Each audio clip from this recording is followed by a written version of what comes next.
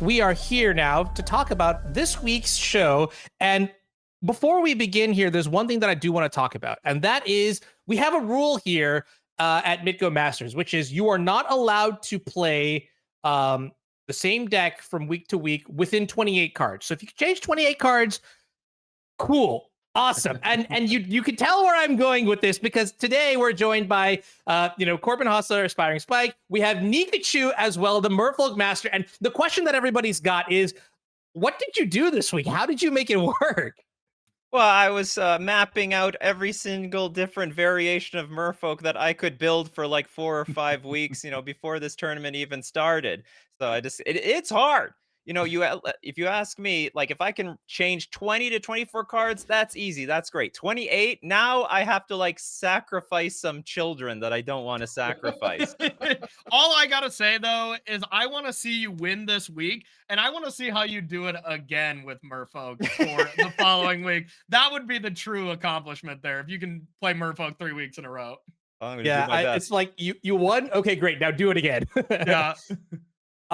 When the season started, we were talking about the rules for what you have to play, and Nikachu said, "Well, I'm just going to play Merfolk twice, and I'll change the cards," and just called the shot up front. And maybe he thought, "See, would he really? No, really, love it." Yeah, I know. Yeah, I have at least 2 more good, well, hopefully solid decks in the brew. In the spirit of MTGO Masters, this one is a spicy one.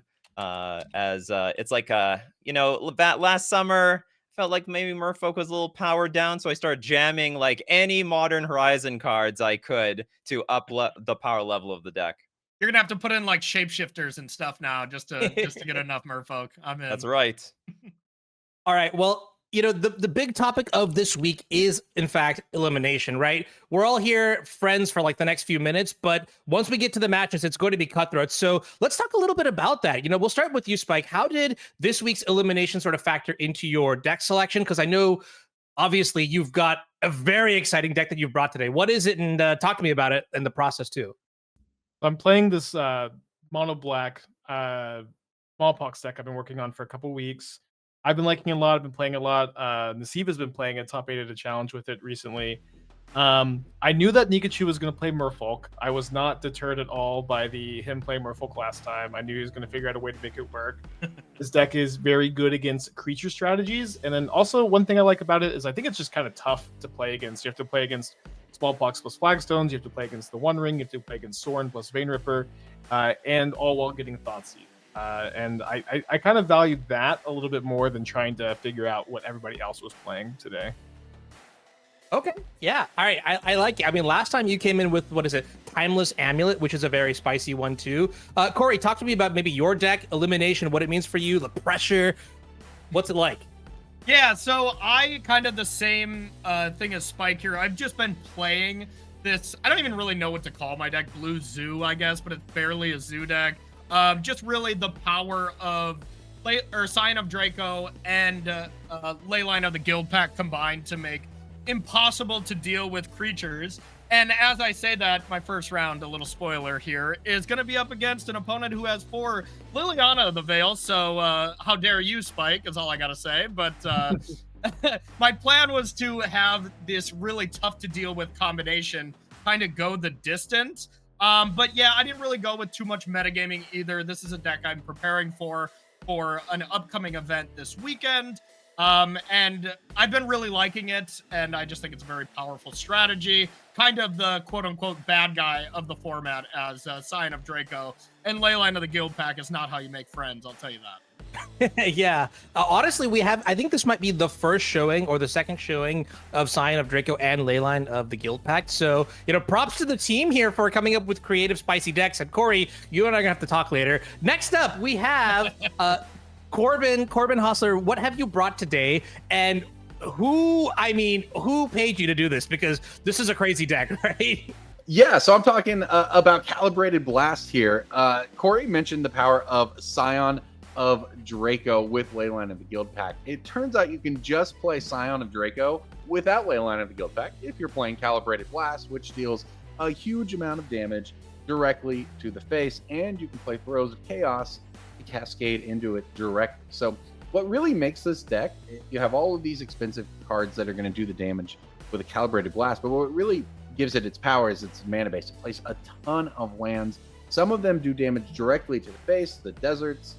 You can make tokens with Silkazon. Mount Doom, of course, does damage. You can even use Hidden Volcano with extra mana from Gemstone Caverns or Sunken Citadel. All these ways to just play Calibrated Blast over and over, deal damage to someone's face. It is a sweet deck. I saw it. Adam Miles played this to a good finish at the Hunter Burden Memorial Open main event a month or so ago. And when I saw it, I knew immediately. I was like, this is what I'm doing for MTGO Masters. This looks way too much fun to not play. I love that your sideboard is also 15 lands, too. I don't think I've ever seen a Modern deck with only lands in the sideboard. That's pretty sweet. Well, look, when someone plays Thoughtseize, look, that card's pretty good. That's what you got your Nephalia Academy for. You know, just things you didn't think about, but it's there. It's fun. Read that card real quick. Yeah. And finally, Nikachu, we've already sort of talked about your deck a little bit, but let's go ahead and throw this on the screen to just see how, how the Madmen actually function here. This is, I mean, honestly, shout out. This is incredible. Yeah, you love the idea of Urza Saga. Hell yeah. Oh no. Wait, this Urza Saga? Oh my gosh. Okay. Yeah, it turns out like Urza Saga in combination with Aether Vial puts like a ton of artifacts on the battlefield, and the constructs get like really big and sometimes can just overwhelm the opponent, just by itself.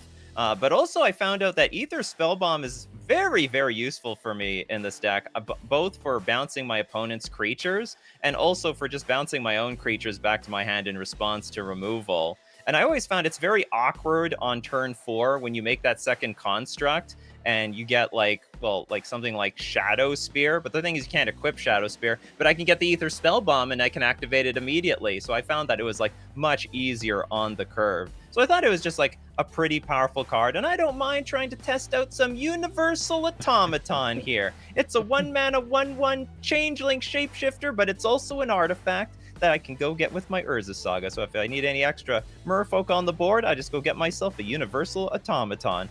But there is a secret combo in the sideboard if I really need to reach for it. I got Pure Sight Marrow, which is this weird card that I believe it is you untap it for a blue or a white, and then I can look at the top card of my library and choose to exile it, and that in combination with Paradise Mantle, which I can find with Urza Saga, allows me to tap out a mana, use that mana to untap it, exile the top card of my library, and I can do that the entire time until I go find my Thassa's Oracle, draw it for the turn, draw it in my hand with the Spellbomb or Fiery Islet, and then just go through my whole deck and then just combo kill my opponent. Well, I will say one thing. And that is this: you are definitely the good guy of the stream today. All right, everybody is championing for your success. With, I mean, I just want to like Corey said earlier. I just want to see the next iteration and the one after that. You know what I mean? This takes talent and skill. So we're gonna bring it back to the booth here real quick with everybody. And I think the last thing I want to ask to you is: are there any questions that you might have or anything like that? Any fun facts, predictions, anything like that? Corey, you like after seeing all these decks, what's your thought on elimination, I guess? My main thought is that Aspiringspike deeply did research on my deck and is out to get me and me alone, and decided to play every card that's good against my deck and somehow bribe Jordan to play against me round 1 to eliminate me. I just want that on the record right now. That's the only tidbit I got. Yeah, I've got to get my revenge for knocking me out of top 8 of the last season. Oh, did I? Okay, all right, that's fair. That's fair. Did I? Casually. Did I do that? For me, that was just a Wednesday, says Corey. Yeah. All right. That well, was seasons ago. We're